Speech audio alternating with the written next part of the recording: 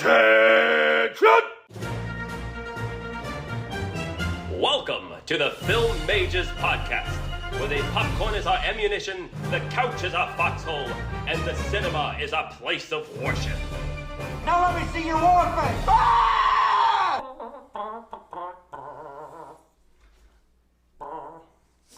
Hey everybody. Hey. Hello. I'd like to start out immediately by issuing a correction on myself from the Okay. last episode. Are you gonna dunk on yourself? Yeah. Dunk on him. Dunk on him. What happened? I referred to Wong Kar-wai as Hong Kar-wai. Did you? I don't think I heard that. Yeah, I did. I did. Kar-wai? I think we've What been... is wrong with you? I know, it's fucked You up. probably just got caught up in your vowels, but bad on you, my dude. Yeah. Well, also we've been talking about Hong Chow a lot, so like, I don't know. None of it was good. You're not helping your case, Zack. No, I'm not trying to. I'm gonna make things worse for myself. Everything was bad, and Wow. I regret it. And I listened to it, and I cringe.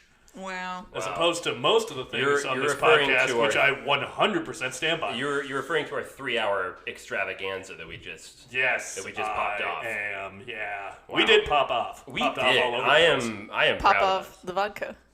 What? You guys never drink that? Pop off? Oh, Pop is that off. stuff that I comes in apologize. like... Was I the only teenage alcoholic in here? Well, no. Well, no. But did that come in like a plastic Yep. bottle? Oh, Yep. I had some Wait. of that my freshman year in college, and it's the most disgusting thing I've ever tried. Do you Any remember? plastic bottle of vodka is just good. horrendous. Horrendous. Do you remember your first buzzball experience? Oh, yeah. No, I actually don't think I've ever. Wait, no, that's probably Oh, a you lie. have. That's I've probably a had lie. one with you. Yeah, I had some this It break. was a tequila, like a margarita. I think it was the green one. Oh, that was so disgusting. Yeah, So you have had Oh, one. that's disgusting. I buy those for my friends like every Yeah. single time I'm back in Eugene as a prank because they are disgusting. They are horrible. I remember when I bought her a Buzzball, she was drinking it, and I remember I walked into the room and I looked at her and I said, "Alexis, what is going on?"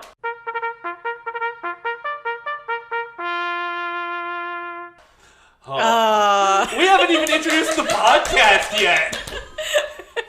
Hi everybody, we're the Film Majors. I'm Alexis. And I'm Mick. And I'm Zack, and now we're already in our famous segment, What's Going On? It's our famous segment that everyone knows. Everyone knows it. Everyone's talking about it. Twitter is on fire with what's going on. Twitter is a flutter with what's going on. It's a flutter. Yeah? It's a fluffernutter. So, I've got some film news going on. Great. I would love to hear it. So, the trailer for Ari Aster's new film, Beau is Afraid, is it just came out today, and I am very excited. It's his movie with Joaquin Phoenix. It looks incredibly trippy. And Nathan Lane, which I didn't know about. Yeah. I didn't know. Nathan Lane is in this movie? Nathan He's Lane in is the in next Ari one. Aster's new movie. You haven't seen the trailer that yet. No. That Wait, yen? no. Yen? Did you say that? Yes, maybe. I don't know. It came out this morning. Oh, it came out this morning? Then no, I've not seen it. It's pretty. It looks interesting. As I told Zach, it reminds me of a Charlie Kaufman film. It gives me Charlie Kaufman vibes. It's very strange. Yeah. That's the same guy who did Eternal Sunshine. Did Charlie Kaufman write Eternal Sunshine? He did, He right? wrote. I don't know if he directed it, but he wrote it. I don't...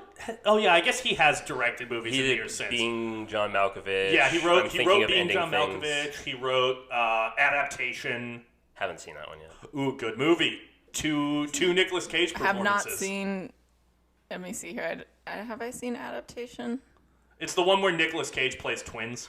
Nope. I have not seen that one, but I have seen Matchstick Men a few times. That's an underrated movie. I It's haven't an seen underrated that movie. yet. I need I to love rewatch. that movie. Yeah, that's Matchstick Ridley Men? Scott, I think. Wait, Is it? what? Yeah, that's a Ridley Scott movie. That Kaufman wrote? No, it's with Nicolas Cage. Oh, so it's Yeah, we, I we, see- we went off on I a see the tangent. segue. Yeah. Okay. Yeah. I We see. get distracted easily Yeah, here. yeah. But yeah, I'm very excited for Beau is Afraid. Me too. That's up there as my one of my most anticipated movies of 2023. The other little bit of film news that I wanted to talk about is there's been some news from the set of Francis Ford Coppola's new movie, Megalopolis. Oh yeah, tell me. Give me the deets. Francis Ford Coppola's Megalopolis has descended into chaos, according to multiple sources. The Okay. movie, currently halfway through shooting, has in the last week lost key creative talent on top of losing the entire visual effects team in December. Oh no. These, are the conditions under which Francis thrives. As soon as Zack told me that, I was like, oh, so then it's going to be another masterpiece. I mean, like, if we think about the conditions on the Apocalypse Now set, Francis Ford Coppola was basically going insane, having a heart attack, and carrying around a loaded gun. Yeah. What? Yeah, he was strapped for the second half of that movie, I think, to either kill himself or kill somebody else. I think he could. It depended on the situation. It was probably Dennis Hopper who was, like, hopped up on acid for a lot of that and cocaine. He was ripped out of his mind on cocaine. Yeah. You watch his performance and you can tell. Yep. It's part of why I love it so much. Men are so strange. Yeah, I continue to just be not surprised, obviously not surprised that men are strange, but just in awe, I guess, of the lengths y'all go to. You reminded me of George Carlin just now. You have to stand in awe of the bullshit. Yeah. Oh, boy. Yeah. But no, that makes me excited to see it. Great. Yeah. What's it called? Megalopolis. Megalopolis. With Aubrey Plaza. Aubrey Plaza, see? Fuck. Every time, I go between Audrey and Aubrey because I've also dated an Audrey? I don't know. I get That's them worse confused. that you don't remember. That one's worse. Is it Audrey Because or Aubrey Plaza? it's because I love Aubrey Plaza and I always get the two of them confused.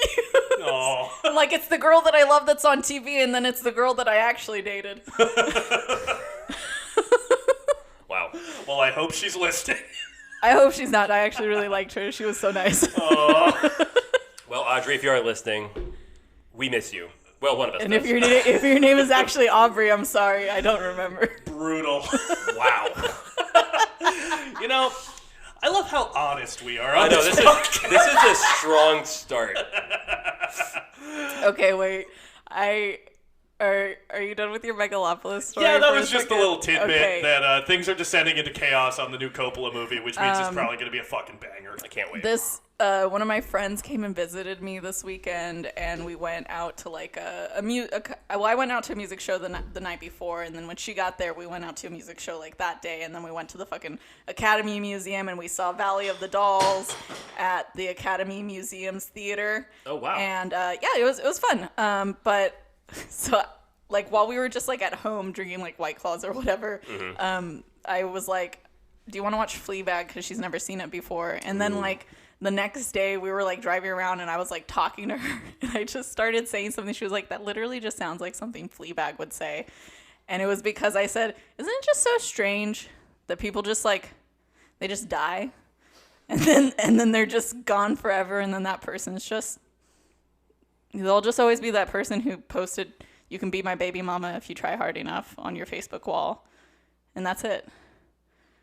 How you doing, Alexis? Wow. That might have been one of my favorite dead air moments. It added to the allure of it, if anything. That was cinematic in and of itself. Oh boy. Yeah, we'd been talking about somebody like that I used to know like before, and then like I was thinking about how they had posted that on my wall like when I was like pretty young. It was probably inappropriate that they posted that on my wall. But now that's just always the thing that I think of when I think of that person. Of this dead person. Is like, if you play your cards right, you can be my baby mama someday. Oh boy. And you know, at the age of 16, I really thought I didn't think that was like the worst thing. I thought it was a little charming. And I don't know what was wrong with me then. Oh boy. Well, try to live a life Mick's where horrified face, I think, just says everything.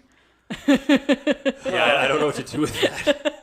It just makes me glad I censor myself a little bit more on my social media because, I don't. That would be really unfortunate if you like posted something that you thought was like really funny and then you just die immediately, and that's the last thing that you ever posted. Well, I mean, like, this is definitely like over 10 years ago, but that is the thing that I remember the most. That they ever. The two things I remember.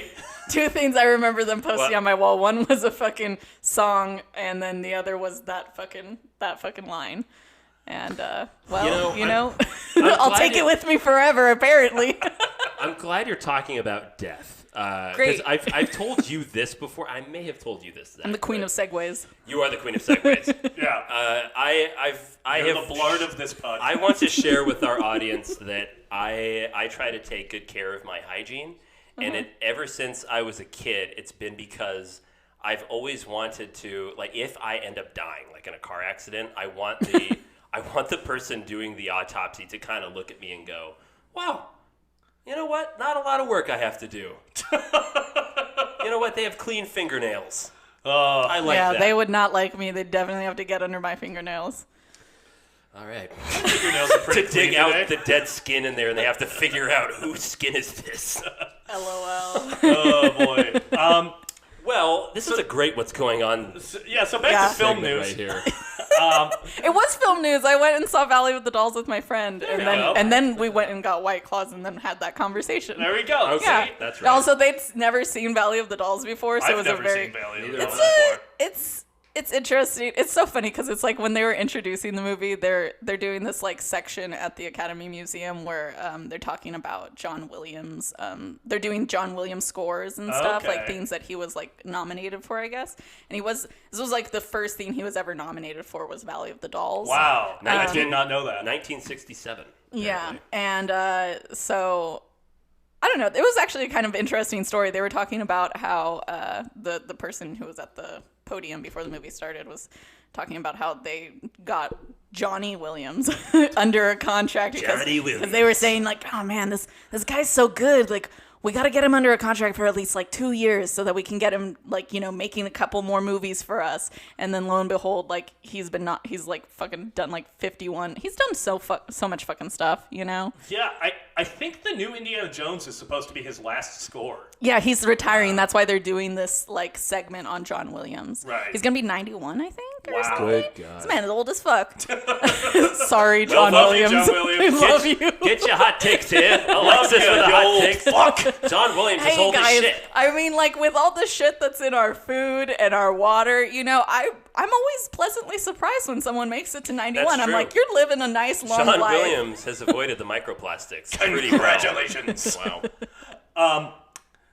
The one film thing that I wanted to talk about is that Mick and I went to go see Megan. Oh, yeah. Oh, how was with that? Megan. How was that? I had a very fun time. I had an okay time. It's Okay. not an incredible movie by any means, but it hit the fucking spot. Okay. I feel Yeah, similarly about Megan that Mick said he did about Nope, where I think the beginning's kind of weak and the ending's kind of weak, Yeah. but the middle is very strong. Yeah. For it was definitely entertaining. See, I was expecting a horror film, and it is, but it's a horror comedy, It's a horror like, comedy strongly. for sure. It's Okay. it's Interesting. It's a self-aware horror comedy, which is why I can see it's really popular with audiences because Yeah.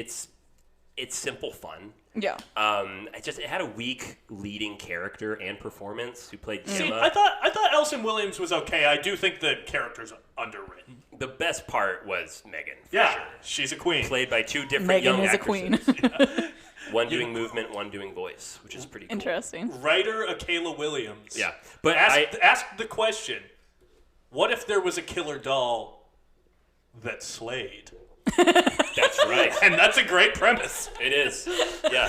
As I said, this movie says unplug from your devices before they unplug you. I'm sorry. My friend Maddie does not like horror movies, but I might have to recommend this to her if I can use that line I know, specifically. I think she would like it. I think it's a good horror movie for people who don't like horror. Because Okay. it's PG-13, it's not. Yeah, it's- Although they do get away with a good amount for a PG-13 movie. There's some Interesting. fun cringe moments in it, for sure. But yeah, I think that it's a very fun time at the movies, and Yeah. I'm glad to see it doing well. Yeah, I could tell that Zach really liked it because when we were getting seats, the one that you were trying to get was going to be right next to me, but you didn't get it in time. It sold literally while I was clicking on So the we seat. had to sit separately in the theater, and as the movie's going on, I'm enjoying it. The audience is enjoying it, but Yeah. you can hear Zach laughing louder than any other You person. can always hear You can Zach. always, even in an auditorium alone. full of people, I know exactly where he is. It's an iconic laugh. It is. It's booming. I'm really glad that I don't actually laugh the way that like I really laugh in theaters because God, I think I'd be kicked out. It's just like a harsh cackle, you know? When I was in high school, my friends would always talk about how if I got high enough, I would cackle like a witch. Yeah. Which I don't think either of you have really heard me do. Yeah. No. But it may happen Thankfully, someday. Yeah. I have not seen you high enough. Yeah. I'm very comfortable with you guys. I've been cackling more and more as time goes on. So. Yes. Your witch-like aura Yes, has you become really do. more It really, apparent. it's passed down my matriarchal lineage. I always love it when we're hanging out like at your Yeah. apartment or here, and Yeah. I'm in the other room and it's dark, and you're just cackling because you're reading something on your phone. Yeah. And then you say, Mick, does it like freak you out that it's all dark and all you hear is this sinister cackling coming from the other room? I've only said I that go, once. Okay. I You've don't said say it that. twice. You said it twice. Okay. You've said it twice, and each time I'm like, yep, I'm terrified. This place is haunted. Hey man, I'll the be devil is honest. here. Sometimes I even get a little scared in my like little apartment. I'll level with you. I freak myself out. Trust no one, not Dude, even wait. yourself. No, the power shut off last night. Actually, at my shit. place for like 2 hours. spooky. Like it was like only like 7, but of course it's already dark outside. So like all of a sudden, all the lights went off, and I was in the middle of trying on clothes. So I was like, all right, well, I guess I gotta get back into my sweatpants. And I don't have any candles. Oh, no. I realized, like, as soon as that happened, that I am ill prepared for basically anything that could happen to me. At any time. At any time. That was my thought. Alexis revealing her weaknesses on the podcast. Yep. This is I'm something. doomed. This is something that Edwin has told me multiple times. Is Zach, stop revealing your weaknesses on the podcast. Oh, no, Zach, please keep doing it. We love it. Well, you already Audience know loves them. It doesn't help you. I just like to hear it again. Okay. So, something I want to talk about is Alexis and I saw Broker We did. Ooh, hardly know her. in theaters, and it was fantastic. I have to say that if I had seen it prior to our episode of everything we loved about the last year, it would definitely have cracked my top 10. I don't know exactly Yeah. where, Definitely. but it belongs in the top 10. I really wish I had caught it sooner, but folks, please, please, please watch Broker. It's such a great road trip film about parenting and family. really, really, really want to see that guy's first movie, which was Shoplifters. I've been meaning to see yeah, I it need to for see that. like since it came out like a few years ago, and I just haven't. But I've heard that it's better than even Broker, which I'm like, oh, that's crazy. Wow. Because I really liked Broker. I love Does that mean that Broker is was- his second film? I don't know if it's his second. I'm not sure. I Okay. can't really like speak to that. But it was written, directed, and edited by the same guy. Wow, So- much like the film we're talking about today. That's correct. Oh, cool. Written, directed, and edited by the same person. Oh, cool. I trifecta. love Song Kang-ho so much, the leading actor of that movie. So I'm I know, I definitely- love him. I'm definitely gonna check out Broker. Yeah, so good. I'm trying to think here. Oh yeah, I finished RRR. Hell yeah, That man. shit was mad fun. Oh It's- my god. It's a blast. I yeah. just found out that they just played it at the IMAX at the TCL No. Chinese Theater, and people who worked on the movie were actually there to do a Q&A. No. Yeah.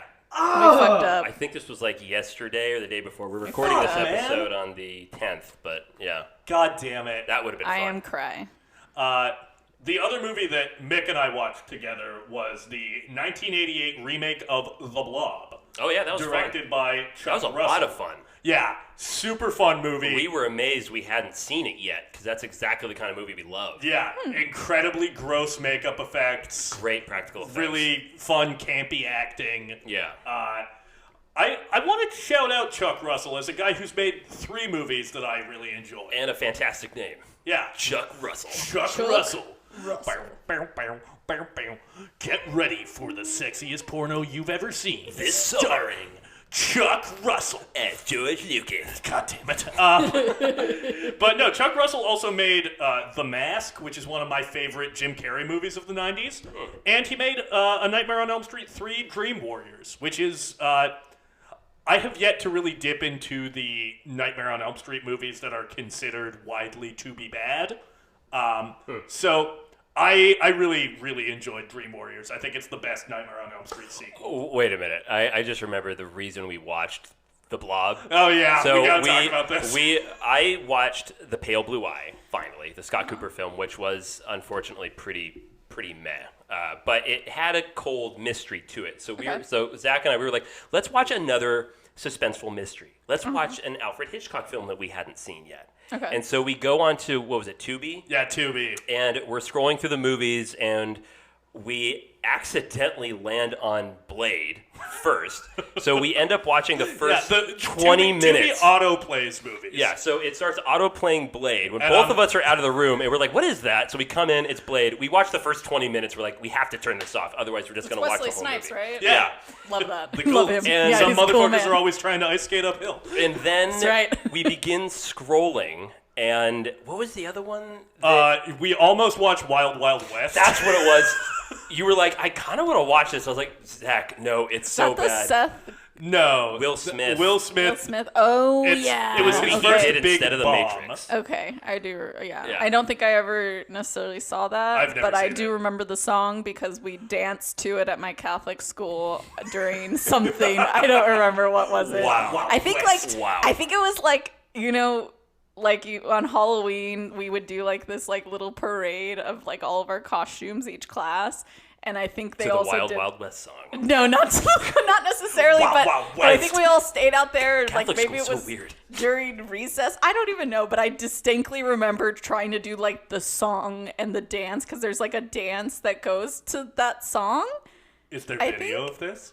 Absolutely not. And Damn it. thank God. Good my God. gosh. That was not a good time for Alexis. Oh, that wasn't a good time for anyone. No, not really. But yeah, so we somehow managed to not watch Wild Wild West, but we were very tempted. Somehow managed. Yeah. Great. We were very tempted. We and then resisted. We Yeah. put on, what was it that we put on? Notorious. We put on Notorious, and it was Okay. notoriously boring. So we turned it off after maybe 20 minutes. And then we were like scrolling through, and Yeah. we're like, you know what? There's got to be another mystery to watch. And then I land on The Blob. Yep. And I'm like, we both knew. We have that we thing. know what kind of guys we actually Zach are. and I have this thing when we're going through streaming where we just kind of look at each other when we know, like, oh no, this is it. You don't pick a movie; the movie picks you. Yeah. I like giving you guys time to be together alone because none of that interests me. Yeah, no, it was fantastic. It was a great time. I loved it. Good movie. I did also finish Decision to Leave, and I quite liked it actually. Nice. But I discussed this with Mick is that I am so used to Park Chan-wook being kind of fucking out there and weird, and this was actually a little bit less like that this time. It was a little bit more pensive, a little bit slower, and I really enjoyed that. So Nice, it was yeah. a nice turn. Decision to Leave to Park Chan-wook, I think, is Jackie Brown to Quentin Tarantino. Okay. It's kind of his more easygoing, easier to digest for audiences type film. Nice. Yeah. Yeah. Well, One more thing I'll say just really quickly. I'll shoot a quick blurb out. I finally watched The Killing by Stanley Kubrick. I've been meaning to watch that for so long.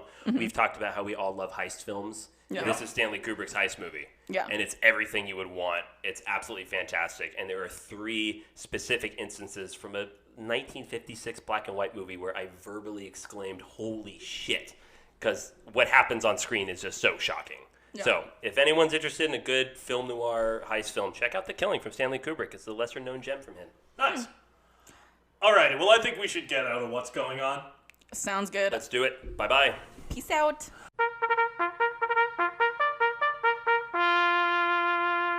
So, And we're back. hello, everybody. Hello, everybody. Wow. How you doing?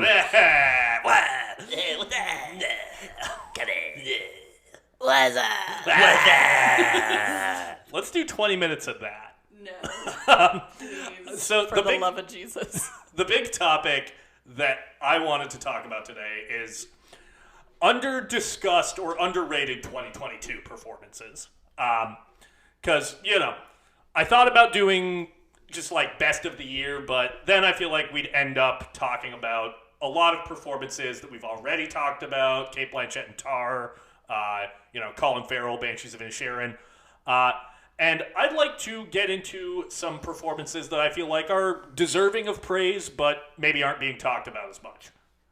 Okay. I like it. I like it a lot. And one that I'd like to start with is Jake Gyllenhaal in Ambulance. Yeah, let's go. Alexis, I told you. I told you it's going to happen. I think that a good Michael Bay movie has a protagonist that can match the sort of crazy, wild, maximalist energy of Michael Bay without feeling like he's above it or commenting on it in some way. I think, Nick Cage in The Rock is a great Michael Bay protagonist. And I think that Jake Gyllenhaal brings that same coked out, incredibly committed energy to Ambulance, and I think he is a large part of why that movie really works for me. So shout out to you, Mr. Gyllenhaal. Great job. Okay. Well, I will say that of everything that happened in that movie, which is to say not much. A ton of great stuff. So much things happened, but none that I cared about. Of all of those things, Jake Gyllenhaal was the most interesting. Hell so yeah. I'll give you that. Out of all of the performances, it certainly was one of them. Yeah, and it's a fucking good one. You're right, Nick. You're right that it's a good one. I heard you say it's a good one, and I agree with you. Great. Wow.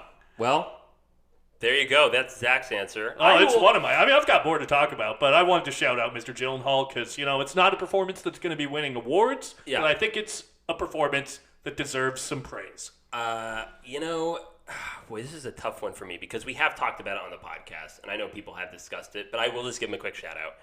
Brandon Padilla from Nope. Yeah, he's so great. That's a great performance, and that's not going to win any awards, but he's real. He's absolutely. He made the character real. He's so real, and that's a character that I really think could have been kind of just boring or dull, but man, every moment he's on screen in Nope is a good moment. He's really, really, really, really good. I'm glad you brought him up because I feel like almost all of the main cast performances in Nope are getting some sort of attention, even if it's not awards attention. I feel like Keke Palmer, Daniel Kaluuya, Stephen Yeun have all been discussed, and they are all very good. But yeah, Brandon Perea is fucking great. He is really, really good. And when we were making the movie, he actually was on the camera truck changing film canisters in the magazine of the camera just to practice because he knew he had to do it for the scene later. So I remember looking at that and going, "That's cool. That's cool that he's trying to go the extra step of really trying to immerse himself in this character." I love it. I love it when he's talking about how he's getting over a breakup and his ex-girlfriend was a model or it was on the CW. Fucking CW, man. Yeah. I was like, this does not need to be in the movie, but thank God it is.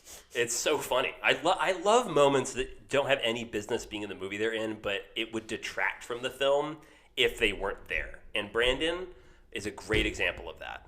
He did a great job. Sweet. Yeah. That's a good pick. Alexis? I've got a couple, I guess. Whatchamacallit, the Daniel Radcliffe in The Lost City. Oh, I was going to say Daniel Radcliffe in Weird. I haven't seen it. He's really good in that, too. Yeah, I don't know. It's so weird seeing him go from, all the fucking Harry Potter franchise movies to, becoming, an actor. Fucking the horse thing, that the play Equus. Equus, it was just, we've... You know the horse thing, Mick. Come on. Don't act like you don't know the horse thing. I'm all too aware of the horse We all thing. know the horse thing. Yeah, we all know the horse thing. Here at the Film Ages, we all know the horse thing. Oh, let me tell you, buddy, I know that horse thing. Hot takes from Alexis. Get Sorry, your horse Alexis, thing. please continue. Okay, wait. Super quick side note. We're How good at quick's those he going to here. be? Speaking of horse heads, when I was at the Academy, they have a section that's on The Godfather, and they have the prop horse head that was used for rehearsals of the horse head scene in The Godfather because they used a real horse head. Yes, they did. For the actual scene. Yes, they Whoa. did. And they did not tell the actor, apparently. No, they did not. Yeah. They got it. They did not kill a horse, just in case anybody was worried, but they did get it from a local slaughterhouse. So So they didn't kill the horse. Someone else killed the horse. someone else killed the And horse then they for just sure. bought it. And then they bought that head, no questions asked, I'm sure. That would have been a fun phone call to make. Hey, Tony. Can I have a horse head for personal reasons? Yeah, Yo, how much for of the real. horse do you need? Just need the head. It doesn't matter. Don't need the whole thing. Just the head. I can give it to you, but don't look a gift horse in the mouth.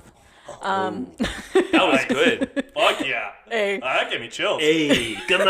I'm telling you. It's Alexis Savite over here with a gabagool. Ow. I'm done with y'all. You were saying about Daniel Radcliffe? Yeah, Daniel Daniel Radcliffe. Radcliffe. I just feel like we're not appreciating how fucking humorous he is, and like I think it is sometimes harder to actually be funny than it is to be like a serious dramatic actor sometimes, you know? Absolutely. Comedic actors who have done drama have said that Yeah. comedy's a lot harder to do. Yeah. You know, what I would consider the best supporting actor performance of the year, I think, is a comedic performance. Okay. Justin Long. Yes. Oh, yeah. Absolutely. Absolutely owns And- that movie. I still love that he just didn't understand what was going on with the tape measure, but just Yeah. like committed But to still the does it, bit yeah. and just did it. I love it. You gotta commit to Fantastic. the bit. Yeah, you got to commit to the bit. And every even time. Christopher Nolan has said that something that he finds terrifying as a director is trying a comedy. I would He said that love- I would never attempt a comedy because I know I would do such a horrible job. I No. want to see him try. I want to see him try so bad. If he does, make sure he has a writing partner. No. Yeah.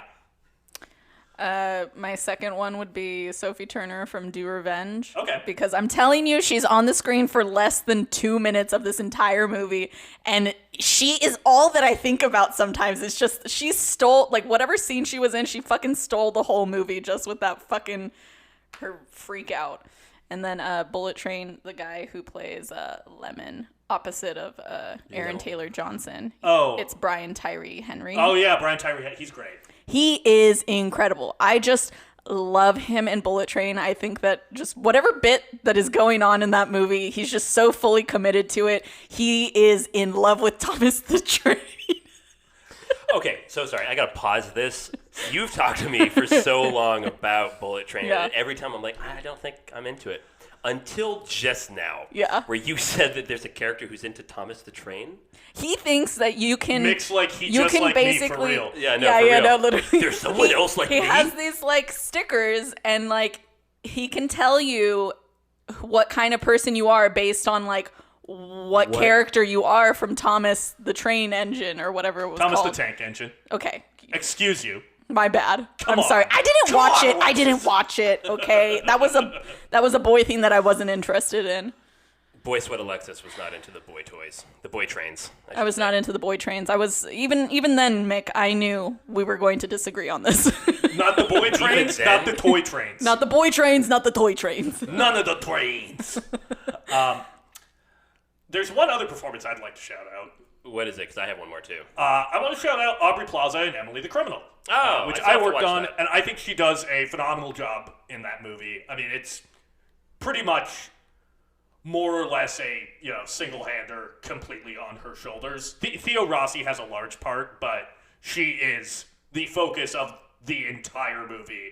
I don't think there is a scene without her. Yeah. And she really just inhabits that character, brings a level of kind of sincere desperation that I haven't really seen from her before.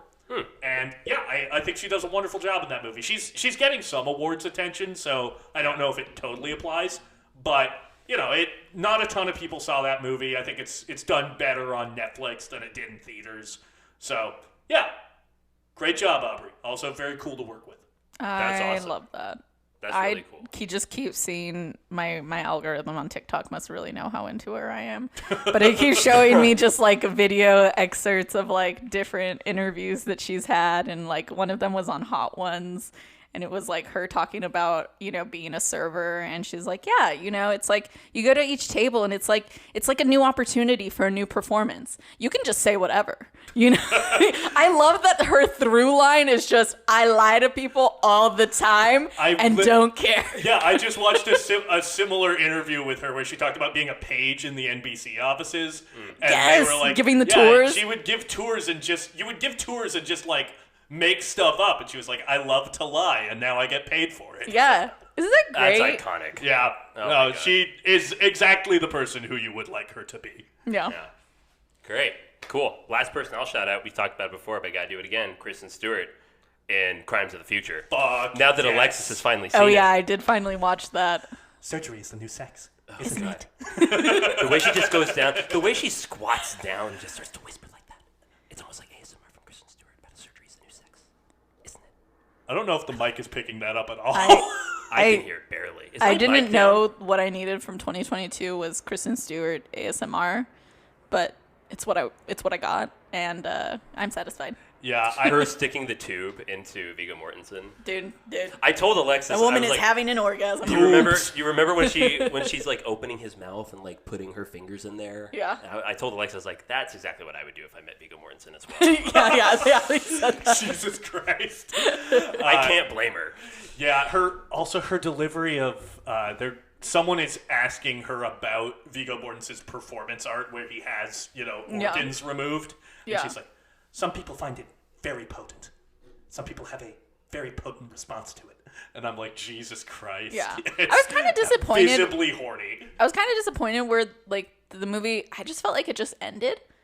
I didn't really feel like it ended with something. I just felt like it ended. But I continue to be honestly worried. I continue to be worried by my reactions to Cronenberg movies. Do elaborate. I will not allow. I will not Expand. be elaborating. Expand, Alexis. Well, that's actually kind of a good transition point. Yeah. I It think, is. because Call me Paul Blart. you got the same. Oh my god. I hate that so She's much. the Blart of the podcast. Peanut, Blart, and jelly. What? People ask me, so who's the Kevin James of your group? Wait, it's Alexis, hands down. Okay. Of the Happy Madison crew on this podcast, who's who? Like, who's Rob Schneider? Who's Adam Sandler? What are we doing? I'd like to think of myself as the Sandler of this podcast. I got nothing. I'm sorry. I'm not a big Sandler group I'm fan. not a.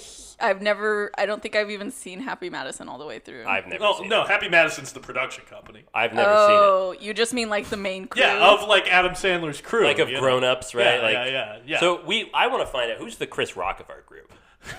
I don't think anybody. I That's mean, fair. maybe you in the sense that I'm going to slap you in a second, but So then you're the Will Smith of the group. not part of the Happy Madison crew. Wait, who's the Happy Madison crew? List them off again. Kevin there's, like- James, James Spade, David Spade, David Rob Spade. Schneider. James Spader. That's what I was thinking of. He's Different not. guy. He's also not part of the Which crew. takes us back to Cronenberg, which we should get out of this. No, wait. I want to be Rob Schneider. It's too late. You're Kevin James. Wait, I feel something. You're on the segue. I'm sorry. That's okay, you. but this is the Happy Madison crew. Is Kevin James even a Happy Yes, he is. Absolutely. He is. Okay, whatever. Yeah. Paul Whatever. Blart Mall Cop is a Happy Madison. Whatever. I'll movie. be Kevin James. I want to be Rob Schneider, but If I must be Blart, then Blart I shall be. But yeah, we were talking about Cronenberg. Yeah. And Cronenberg movies, focus largely on the experience of, well kind of said. dysphoria within your body and, becoming something else. And this movie that we're talking about today, I feel like is very of a piece with something like Videodrome. And what we are talking about today is Jane Schoenbrun's directorial debut, We're All Going to the World's Fair. How do you say their last name? Schoenbrun. Schoenbrun. I believe so, yeah. Okay. I'm gonna get that right. So we're bringing we talked about underrated performances today because I think that Anna Cobb, the leading actress of this movie, gives it might be my favorite performance of the entire year. It's right up there. She is fair. Absolutely It's really magnetic in this movie, and the movie rests almost solely on her shoulders. I would argue it absolutely rests solely on her. Yeah, shoulders. there's one other speaking part named character in the film, and I find it incredibly impressive because she's a super young actress, and I think she just And this is her first movie. it is her first really feature film impressive. role. Yeah, and she just absolutely inhabits the loneliness and longing and discomfort and awkwardness of Casey, this teenage character, and I could not look away from her. Her performance seemed incredibly brave to me, where she does not at all feel like a first-time film performer. She was utterly captivating. I told Zack, because we watched this together, this movie, and I would say it's pretty much all thanks to Anna Cobb, that I did not blink very much watching this movie because I was just staring at the screen and watching her eyes. Like, you feel like you're making eye contact with her. You look like you're looking into a reflection. Absolutely fantastic. Absolutely fantastic. So I'd really quick like to read the synopsis of this film. Cool. Oh, yes, please do. Which is, reality and fantasy begin to blur when an isolated teenager immerses herself in an online role-playing horror game. That's it. That's all that is there in the... I'd say that's a good synopsis. Yeah, I think it describes the movie pretty well. Alexis, you also hadn't seen this movie before, right? Nope. What were your feelings? I had a hard time paying attention a little bit. I did find some things interesting, but I think it is not necessarily in my vein of things. I guess. I can understand that. It's definitely slow moving. Not a lot explicitly happens on screen. Yeah. I find this movie incredibly troubling. I find it very, very unsettling. And later on in the episode, I want to talk about a trans reading of this film because Jane Schoenbrun came out as genderqueer during the making of this film and has talked about how this movie is largely about the trans experience. Yeah. And I've read some writing on this from trans people who watched the film. Yeah. And I found it very interesting because the way that a lot of trans writers online have responded to it is completely different than how I read the film. I'm really, really curious. I want to know that. I did some reading as well after the fact from some queer publications and trans publications that have interviewed the director, and I personally found I'm kind of hit or miss on this. I didn't dislike it, but I didn't like it. I found it overall, I hate to say dull and monotonous, but the reading of the movie itself and the director's approach to it and what they were trying to do, I actually find the behind-the-scenes stuff more interesting than the movie itself. Interesting. I'm glad I did a lot of reading after the fact because it definitely has me appreciate the film. I'm glad it exists, and I'm really glad that Jane Schoenbrun got that courage to be the artist that they felt themselves they could be, and then finally had the courage to do it. As an entertainment piece, though, it doesn't really do it for me. I think it's a movie that it's setting out to create feeling, but not really to explore ideas. And even Jane in an interview kind of alludes to that, about how I wanted to create a movie that just captures feeling. I didn't really approach this from an intellectualism perspective. It's more about feeling, and I'm glad I read that from them because that's kind of how I felt. I was like, I don't know if it's really exploring ideas. It's posing questions, but that's kind of for the audience to decide. It's simply about capturing feeling. I really like that. See, I appreciate it, but it's not. I don't love it. Yeah, for me, it's a movie that inspires such profound feelings of sadness and dread within me that it had to be in my top 5 of the year. This was my number 5 film on my best of the year list. Go back, listen to the episode, why don't you?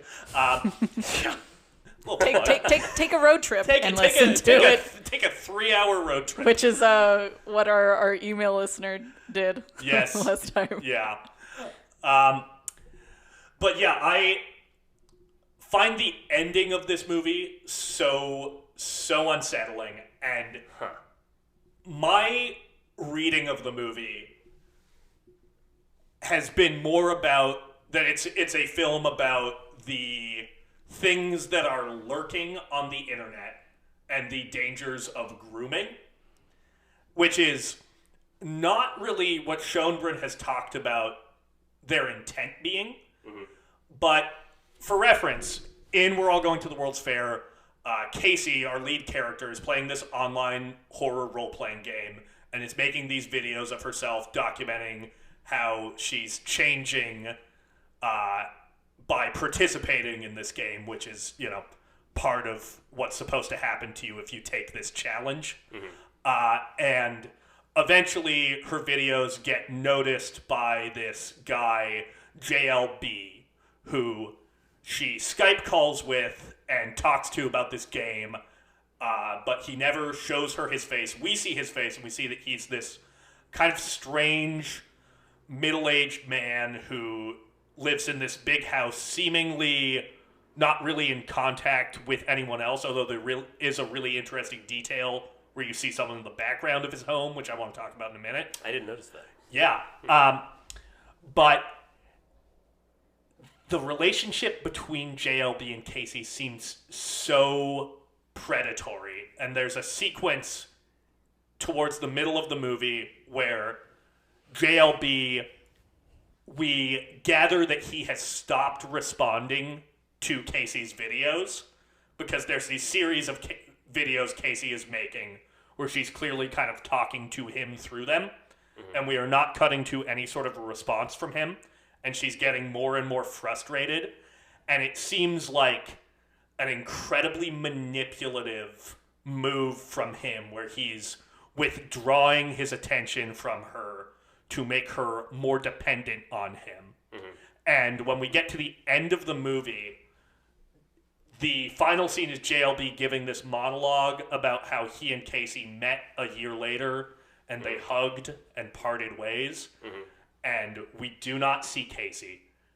And so we have to take him at his word. Yeah. That's what you're saying. Yeah.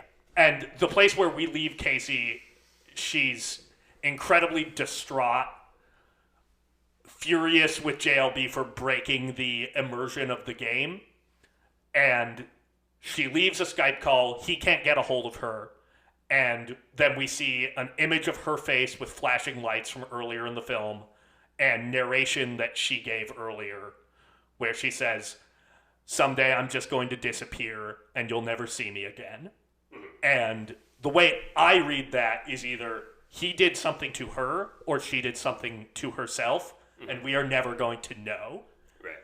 And it scared me so fucking bad. I'm a huge horror hound, and this is the one movie last year that actually really scared me. That's fascinating because the only thing about this movie that unsettled me was Anna Kopp's performance. That's really the only thing that genuinely unsettled me. Like when JLB plays back the video of what happened when she wakes up at 4 a.m. and her eyes are just open and she's kind of clutching the side of her mattress. That was terrifying. But I don't know. I think the movie, it kind of undercuts itself sometimes, I think. Because obviously, it suggests, is JLB this predatory guy grooming her, or is it just someone on the internet that's trying to be paternal? Is he another lonely person? Is it another lonely person? Now, that's up to you to make that take. I'm with you, Zach. If there's any adult that has interactions with a minor on the internet and they're not being paid as a therapist, I think there's some inherent questions that need to be asked about the dynamic of that. But I don't know. It's the fact that the internet is a dangerous place, right? It's a very dangerous place because things like this can happen. And then she shows that there's an assault rifle that her father owns, and then says something like, "I'm going to kill myself," or she talks about killing her dad. Killing herself, right? Killing her dad. That's right. That's what. Or killing herself. Yeah. And then JLB comments on that, and then she gets upset, saying, "You're breaking the rules of the game here, where you're basically calling it out. Like that was obviously performance. I'm being performative. I'm not being genuine. So you have that genuine problem and danger that can come from the internet, which is violence like that. And then it just kind of undercuts it like, oh, no, it's just performative. And then at the end, oh, my God, they're meeting up. And then according to JLB, it's, oh, they just talked and they went separate ways. And obviously, you have to take him at his word. But Like, for the way you talk about how you did not enjoy The Whale because seemingly nothing ever happens. That was kind It's of not my only problem with The Whale. that was one of your problems. Yes, absolutely. And that's kind of my issue with this movie. There are lots of things that are suggested.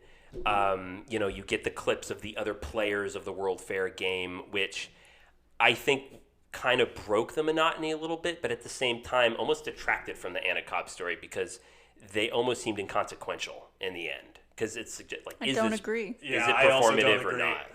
I don't know. It didn't quite work for me. I wouldn't watch the movie again, and it wasn't like I didn't love it. It's just not in my vein of movies. But for me, I don't think that her going back on what she said undercuts what she had said before, because who at that age actually is honest when somebody asks how they're doing? No one is. Yeah. When nobody at that age is really going to like express the vulnerabilities that she might be putting across in this performance. You're saying when Casey is telling JLB, "Oh, what do you like that?" Yeah. That was all perform. You're saying that, "Oh, we can't take that at face value." Of course not. Interesting. Yeah, and I think that something that gets brought up a lot in the writing about this movie that I agree with is the World's Fair Challenge is an outlet for Casey to get to tell her own story and express herself in a way that she's not able to in the real world at all. Like, there's nothing going on in her actual physical space. There's no one physically around her ever. Yeah, we never see the friends or characters, anything like that. Yeah, I wondered if she had friends in school or whatever, if she was even going to school, if maybe she was homeschooled. I don't know. Obviously, to me, it seemed like there wasn't a mother in the picture when we saw that video of her mother, presumably, I think that's possibly. just an ASMR video she's watching. It could be. I mean, I don't even know. Yeah. But it obviously she seemed very lonely. So to me, it seemed like the fantasy life was the outlet for her, and to express what she was actually feeling, because she talks about feeling numb, and I think that she does actually feel numb. It's not from the game. She just is at an age where she feels numb, and I think that the videos that the people show, even though I had a hard time paying attention to the movie, like, I think that the videos that happen in between are a lot about that age and your obsession with body perception, and especially just like that one who was like talking about like Stitch and had all this like blue shit on their arms and then started pulling out like these tickets and stuff. Like there's so like this kind of like body horror thing going on, and like essentially saying that like my body's changing and I don't know what's going on. And I mean, like, that's just kind of like something real that happens in everybody's life during that age time, And so I think that especially like that fucking Pink video that was like, I'm turning to plastic. Yeah. It's like, I'm not even real. It's like the more I don't know. I thought that like with the pink background and everything, it just kind of gave this like Barbie plastic, I'm being perceived as something and therefore I am kind of turning into this thing. I don't know. I definitely, the more that I think about it, the more I have like thoughts on different things, but I like I said, I wouldn't necessarily watch it again. I actually really like that read, because I was kind of looking at this at face value. I tend to do that. I'm like, okay, what is happening? Are people going to start turning? And this is not a very literal film at all. It's not a literal film. So that's kind of why I felt like seeing the other players, to me, overall, in the grand scheme of things, felt inconsequential. And it pulled me out of the Anna Cobb thing. Or Casey, that's her character, right? Yeah.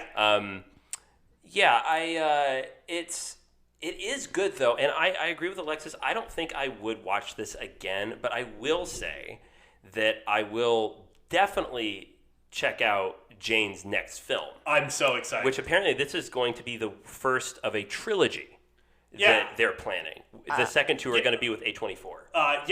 Their Screen trilogy. Okay. I have one other thing to say about the movie, was that the scene where she has like the paint that's like fluorescent or like glow in the dark dark paint.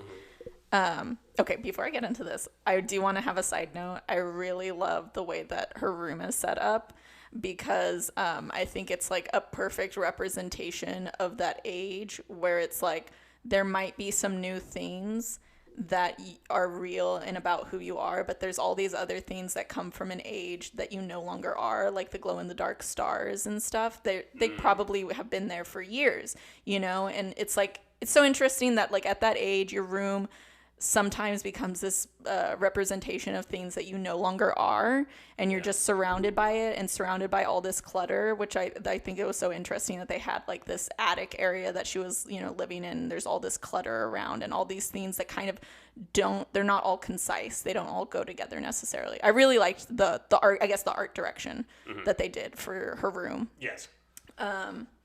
Fuck, what was I going to say? Oh, yeah, okay. When she starts tearing apart the little... her stuffed animal. Her stuffed animal that has been with her for Yeah. so long, you know?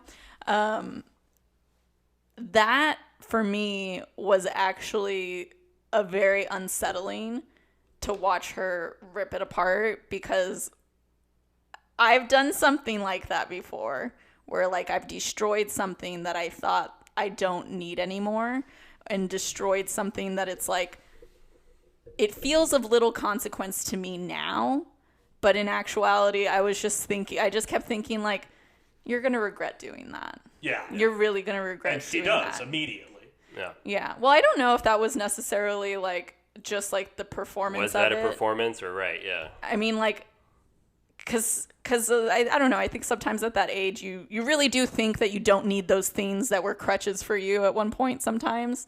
So I wonder if the regret was like a performance, even though, like, I know that even if it was a performance, she will regret it eventually. Yeah, for sure. I thought that was interesting, I guess.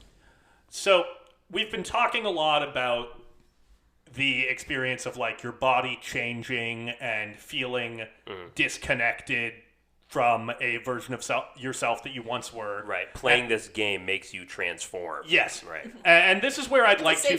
Fantasy is a safe space to explore these things, yeah. Yes. This is where I'd like to get into some of the perspectives from trans writers on this film, because Schoenbrun has said that the movie is about exploring the feeling of dysphoria, which is defined as a state of unease or generalized dissatisfaction with life. A lot of trans people talk about experiencing specifically gender dysphoria, which is, you know, a feeling of unease, dissatisfaction with your gender. So I'd like to bring up something that the writer Willow McClay said. I just want to read this excerpt of their review. The language of the World's Fair is built upon the backbone of body horror, which is also the closest thing we have to a cinematic language of gender dysphoria. In their filmmaking notes, which were released ahead of the Sundance Film Festival, Schoenbrun states that World's Fair is an attempt to use the language of cinema to articulate the hard-to-describe feeling of dysphoria. Schoenbrun elaborates further that their adolescence was a constant feeling of unreality, one cut with an ambient sense of shame, self-loathing, and anger. What Schoenbrun has accomplished with the form of World's Fair is akin to catching a wisp of smoke, because the images, mood, and aesthetic that they have brought to life is one that is understood completely by trans people as one of familiarity, without also plunging into the obvious melodrama or liberal backpatting that is usually associated with good, direct representation. Very true. Casey's experience with the World's Fair and the way she uses the internet is like a secret handshake of transness that is deliberately for us, because cisgender audiences do not understand the text of gender dysphoria when it is not also accompanied by bells and whistles. This is staggeringly unique in construction and exciting for what it may offer in telling stories of transness without the burden of medical queries getting in the way. Yeah. That, honestly, I think that's partly why I'm kind of mixed on it, because that's not my lived experience. Yeah. But that's really highlighting why this really is a special film, because it really is an art piece. This really does feel like this movie belongs in an art installation. It very much plays like that, just because of the conversation that it spurs and that the feelings that it creates in people. Because I think Jane talked about how people, you know, who were talking to their therapist, watched this movie and a month later realized that they were trans. Yeah. Like, this movie has that power, and that's really impressive. Yeah, I really, that's why I find the fact that it is about evoking a feeling so potent. Because I'm often very, literal minded in my readings of films as well, but I think that this movie does such an effective job at putting you in the shoes of this protagonist and, in some ways of this writer director that I find it so powerful. Yeah. The one other thing I want to bring up from Willow McClay's review is kind of their reading of the end of the film, because I mentioned that I find JLB to be this very predatory presence, but I find that a lot of the trans writers that I've read, and by the way, this Willow McClay article is one that Schoenbrun highlighted in a thread on Twitter of good trans readings of We're All Going to the World's Fair. McClay brings up towards the end this sort of allegory for that JLB kind of functions as an allegory for an adult presence that is going through something similar to your surrogate trans teen character. So Casey needed the World's Fair to survive, and for today's generation of young adults, we've had an experience with a smaller, more personal internet whose nooks and crannies allowed for niche communities to thrive and prop one another up. When I was 15 years old, I had an account at a transgender safe haven called Susan's Place, where I could be out and have control of my life in this one very real instance. There were adults who helped me get black market hormones, even though I was a teenager, and they assured me it was safe, even though I had no real idea what I was putting into my body. They worked. I developed in ways I wanted to, but then I got scared I wouldn't be able to hide my changes, and I left Susan's and got rid of the hormones, even though they were helping me. Being on that website at that time and being with those people helped save my life in some way. And even if my relationship with that website was naive and potentially too trusting, it's part of my history. Just as the World's Fair is part of Casey's, and a million other stories of relationships formed on the internet will be for others. The internet is part of us. Prick your finger, wipe the blood on the screen. We already have. Yeah. No. To me, the reason why I found the movie unnerving was probably because of my lived experience on the internet. I mean, I used to go on chat rooms, when I was 12, 11. I think I started when I was like 11, 12, 13. And I was at the museum the other day, and I was really just thinking about like how long, when you're like female identifying or you're a minor, it's just that the world is like inherently, or just like queer in any way also, the world is inherently like a dangerous place. You don't really ever know where the danger is going to come from, and whether or not an innocuous situation is going to be dangerous, that a conversation you have with some fucking stranger is going to be a dangerous situation. So I found the movie interesting because of that, for sure. So I don't know, was it JBL or JLB? JLB. It's a very strange character. He drank warm milk, and he lived in a room that looked like it must have been his childhood bedroom or something, because there was toys and stuff on the wall. So it made me think that he was stunted in his growth in some way, which, I mean, I think I really don't want to like generalize, but at least in the perception of like sexual offenders in film, that is often how they are portrayed. Yeah. So I'm not sure what they were trying to say exactly, but that's how I read it a little bit. So I'm glad you brought up JLB, because this just reminded me of the one time we see another person in his space, way in the background.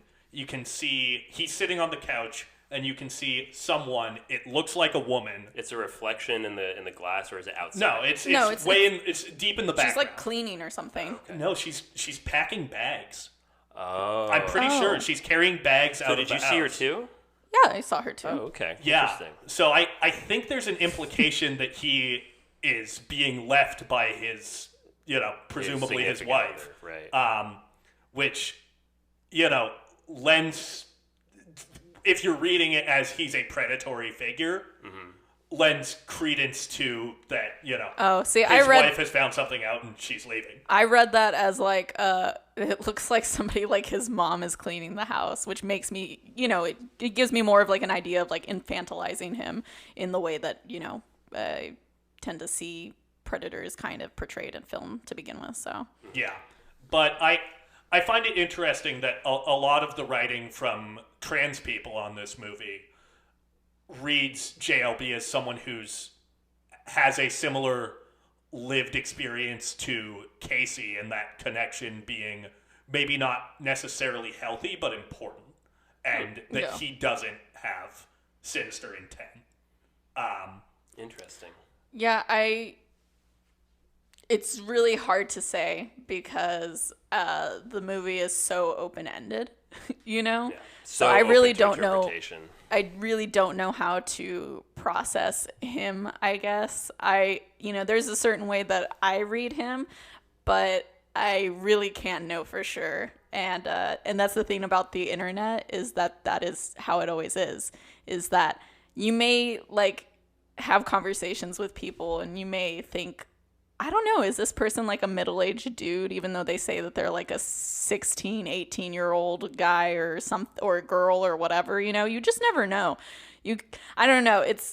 I like the fact that the movie was open-ended because it is an accurate representation of just the mystery of the internet that we can never really know, and that we are constantly kind of in conversation with. Yeah. I would definitely encourage everybody listening to go to Jane Schoenbrun's thread on trans writing about this film, because you're going to get a deeper perspective on it than we can probably give you. Yeah. But I think it's an important film to highlight because it wasn't a big release and it's not a traditional narrative, but I think it's incredibly unique. For me, inspires a significant emotional response, and I think it's saying something important. I will agree. Anna Cobb was great. I don't like watching things that remind me of what it was like at that age to experience things. Right. I think that's probably another reason why I was very much I don't really want to watch this. I think I just don't really love reliving certain experiences of certain ages, like the awkwardness that I felt between the ages of 11 to 14. That specific period I don't want to relive, because there was so much uncertainty and just feeling not normal, that and seeing her and kind of the cringe kind of stuff that she does, it's like I'm reliving myself a little, and I was like, I don't want it. I don't want it. Right. Please take it away. As someone Which who means that she did it well, She killed it. Yeah. She did such a good job. as someone who made YouTube videos in middle school, it is brutal to watch. The only movie I think that has sort of come close in depicting that, teenage or, young teenage online performance and doing things that you think are cool, and that sort of way of speaking that is, inspires such cringe if you lived it. The only other movie that I've seen come close is Bo Burnham's 8th Grade. Oh my God, yes. That brutal awkwardness Oh my God. is, That was a hard watch for me too. I was just like, I rewatched Been there, it today, girl. yeah.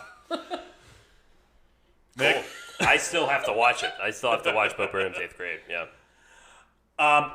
So if you want to find that thread, go to @Jane Schoenbrun on Twitter. It's SCHOENBRUN. And they've got a ton of great writing on this movie in a Twitter thread. I'll have to check that out. excellent. Do we have anything else we want to say on the movie? I'm glad I watched it. thank you, Zach, for recommending. I am glad I watched this. And honestly, when I was thinking about, because I told you I didn't know how I felt about it really after I had just seen it. I'm glad I got to process it and talk about it with you two, because the conversation that it creates, I think, I enjoy more than the film itself. But I think that's what makes it such a great piece of art, is that it creates a sort of conversation. Yeah. So props to Jane, and I'm so excited that they took shrooms apparently and realized that, oh my God, I'm non-binary, and oh my God, no, I am an artist, because that's part of what Casey struggles with. Is you're watching all of these content creators who are playing this game, and the movie starts with Casey basically going, no, I'm going to create too. Yeah. I'm going to create some content, and how I kind of see that parallel between Casey and Jane, the director, editor, writer of this film, of finding that agency of, no, I don't have to write spec scripts for other directors. I can write my own script, and I will direct, and I will edit the damn thing. Yeah. So that's great. That's really inspiring. I have to shout out David Lowery, director of The Green Knight, for coming on as an executive producer on this. Oh, no kidding. Yeah. Oh, wow. That's cool. So you can find this movie on HBO Max, and I highly encourage you to watch it. And seek out trans perspectives on this film if you want to get probably a more nuanced read on it than we're going to be able to give you. Yeah. Thank you, Zach, also, because I never would have watched this movie on my own. Yeah, same. Yeah, it's a good one. I'm a big fan. Yeah. Cool.